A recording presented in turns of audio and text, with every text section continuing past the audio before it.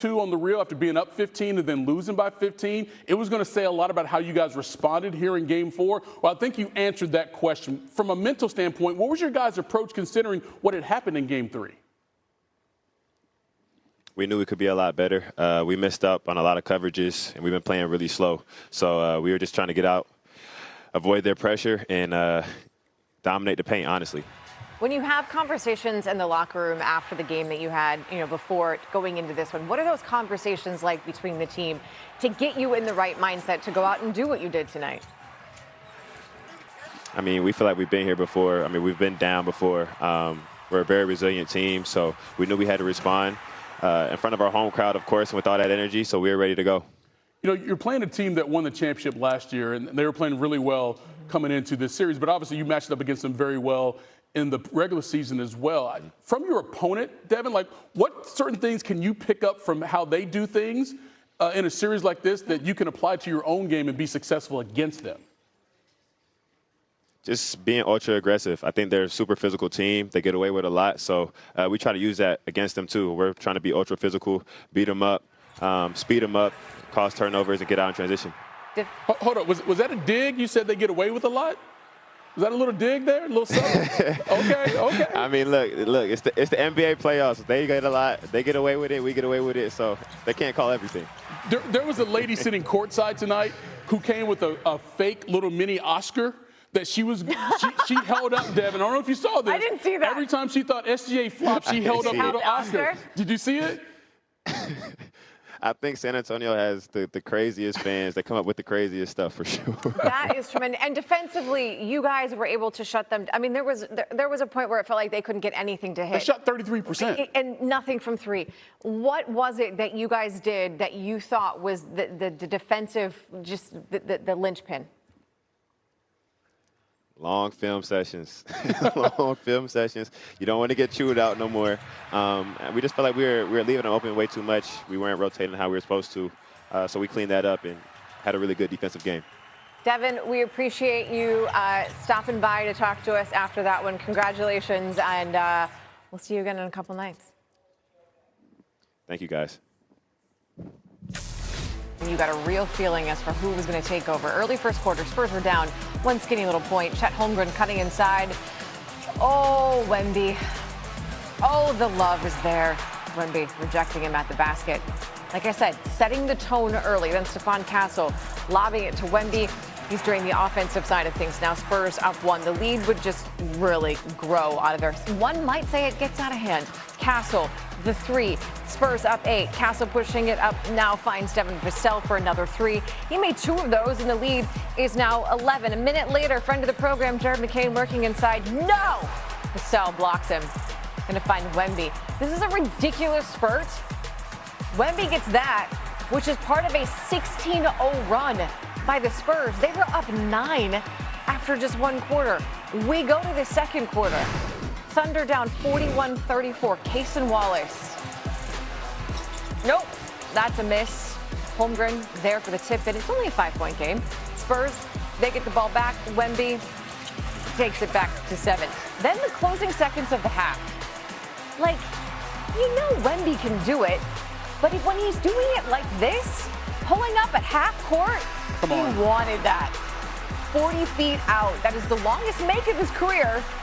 Wemby had 22 points in the first half. The Spurs, courtesy of that one, led 50-38 at the break. Now we go to the third, because that's how this works. And it's early. Spurs are up 9. Castle getting some help from Wemby there. There's a 12-point Spurs lead after the free throw. Defense into offense, more of that. Castle with the defense, going to find Wemby. Wemby with the slam.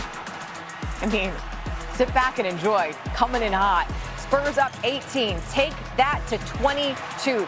Vassell jumps the Holmgren pass. Dylan Harper lobs it to Castle. Castle, boom. Late in the third, Harper with the offensive rebounds, laying it in. That gave the Spurs a 25-point lead. That is their largest against the Thunder this season. If you're curious what happened in the 8 rebounds and 3 blocks, the Spurs win 103-82. They tie the series to go back to OKC. When you play 12. Vic, to your right. Those of us who watched you kind of mess around shooting half-court shots after shoot-arounds and practices, it doesn't seem like you make a whole lot of those when you're messing around. What did you think leading into that one, going into halftime? I was just thinking shoot to score. I wasn't messing around at halftime.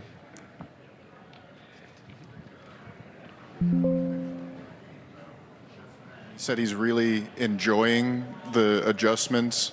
And I was curious for you in your first playoffs, how much have you enjoyed the game-to-game adjustments as a chess player yourself? How would you compare it? There's definitely similarities, as in any strategy game. It's fun. It's very fun. In the playoffs, at some point, especially when a series drags on,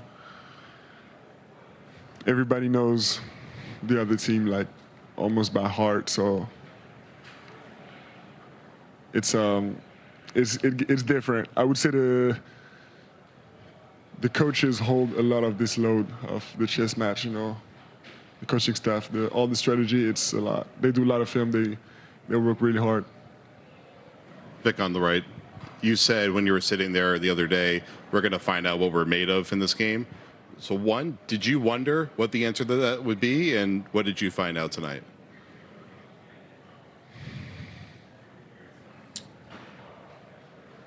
I didn't really wonder, no, because we didn't do nothing unexpected. But the truth is that we had never been in this kind of situation before. It was our first deficit in the playoff series. And we just responded, but it was nothing amazing. It wasn't magic. We just did what we needed to do, and the series is far from over. We got 6 more wins before we can rest. In the first quarter, Devin had that block of McCain. Mm-hmm. Then he comes down court and feeds you for a lob dunk. Does that kind of sum up how good he's been on both ends in this series and in the whole playoffs? It's hard to sum it up with just one play because his impact has been all over the floor on all kinds of areas and off the floor as a leader. So summing up his impact with just this play would not be fair to him. Vic, after the last game, you said you needed to do a better job of essentially helping your teammates, and everyone around the team kind of says that you're hard on yourself. I'm wondering where that comes from, and then, how do you manage the last 48 hours in your first playoff run and not letting that get to you?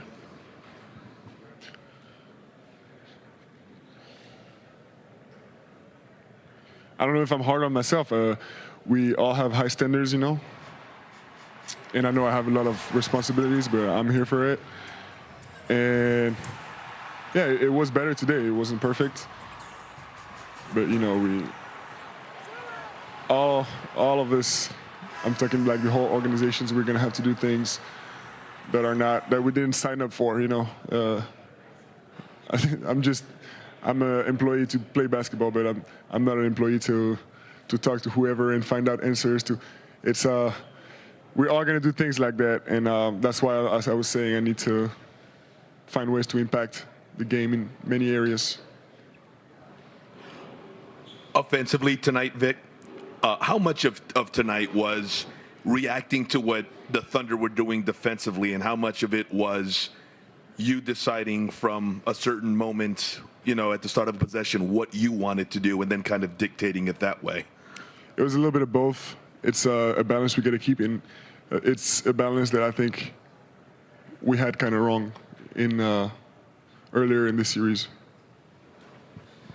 You got to spend the last 8.5 minutes of the game on the bench because you guys were ahead by so much. Is that helpful to you at this point in the series to grab that much rest? Yeah, of course. We'll get anything we get, any advantage, any edge, so we're going to use that. We need to rest.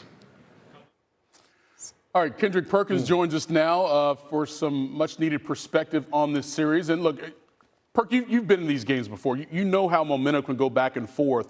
For the Spurs, considering they won Game 1, they lose 2, now they come back and win Game 4, what's been the common denominator in their wins here? That guy we just got through listening to, And you know, my grandparents used to always tell me, he's young, but he got an old soul, baby. And that's what we just watched, and Yes. that's what we just listened to in that interview. And when you talk about leadership, that's the true definition of leadership. See, Wemby is not afraid of getting uncomfortable.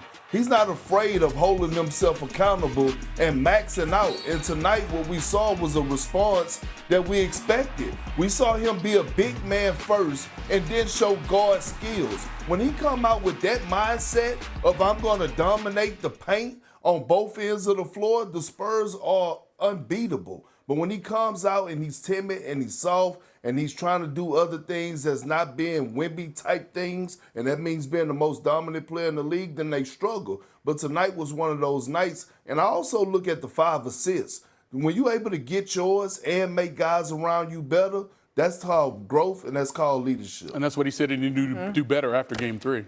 The interesting thing here is what they did to the Thunder, because so much of that game felt like the Thunder just couldn't do anything. Nothing was falling. What were the Spurs doing? Why couldn't they hit anything?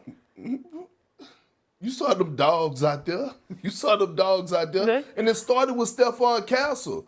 I didn't know whether to call him a Doberman or a pit bull, the way they sicked him on SGA today. And he the one that really, yes, Wemby was the best player on the floor, but Stephon Castles actually set the tone from the jump with his physicality. To be honest, I have never seen anybody in the league be able to guard SGA 101 like we're witnessing right now in Stephon Castle. That wasn't a lot of doubling coming. That was me and you, mano a mano. Everything was tough. The catches was tough. Him getting the ball, SGA trying to get the ball up the floor was tough. He was challenging his shots without fouling. He kept them off the free throw line.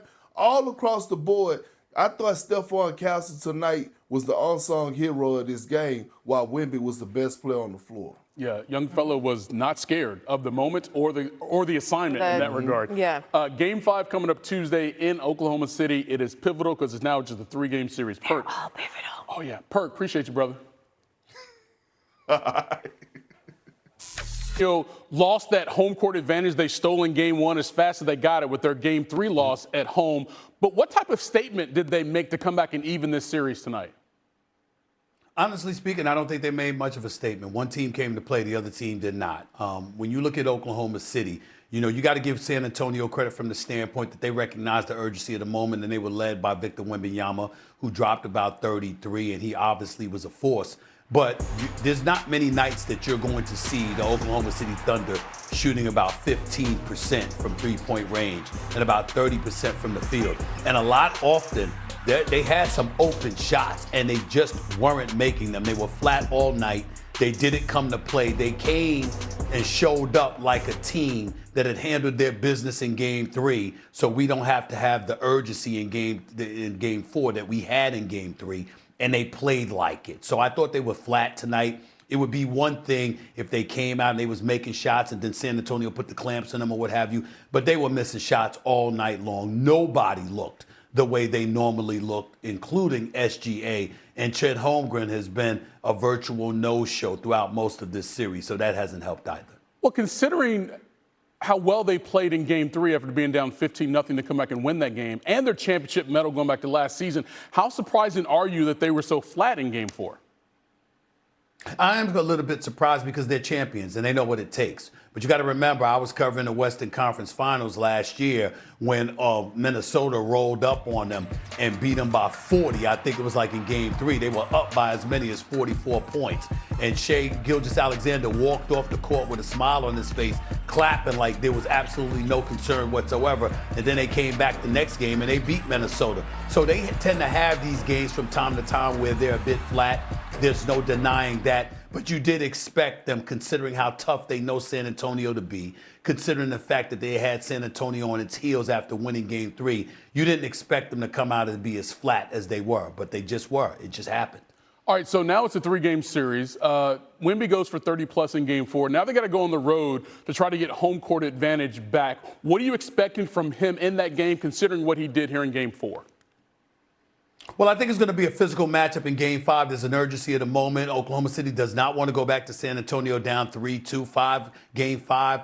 You don't want to say it's a must-win because you saw them win Game 3, and they are the reigning defending champions. But nevertheless, it's going to be an important game. You don't want to go back to San Antonio down 3-2, in my opinion. And so if you're the Oklahoma City Thunder, you've got to be ready. Art Stein is going to play a pivotal role because the physicality that he's going to try to throw in Wemby's direction is something that he's gotten away with in a couple of wins this season in this playoff series, and maybe he'll be able to get away with it again in Game 5. If you're San Antonio, you've got to offset that. In my opinion, one of the things they might want to consider to do is making sure you consistently have a big out there with Wembyama, get him off the 5, not subjecting him to the level of physicality that you know they're going to throw in his direction. Have somebody else as a big body to preoccupy some space on the front line and use Wemby as a 4 or dare I say even a 3 since he's got that skill set. I think those are the kind of things that will facilitate a level of success. They got to take that into consideration, but we'll see what they ultimately do. In the end, however, San Antonio has regained some momentum because they go to Oklahoma City knowing if they're able to win Game 5, then you've got a big-time problem because then Oklahoma City would have to go back to San Antonio down 3-2 instead of up 3-2, and that's going to really put them on their heels. So Game 5 is definitely pivotal for both teams, but in my opinion, especially OKC. And it goes down Tuesday in Oklahoma City. Stephen A. Smith, appreciate it. Come out.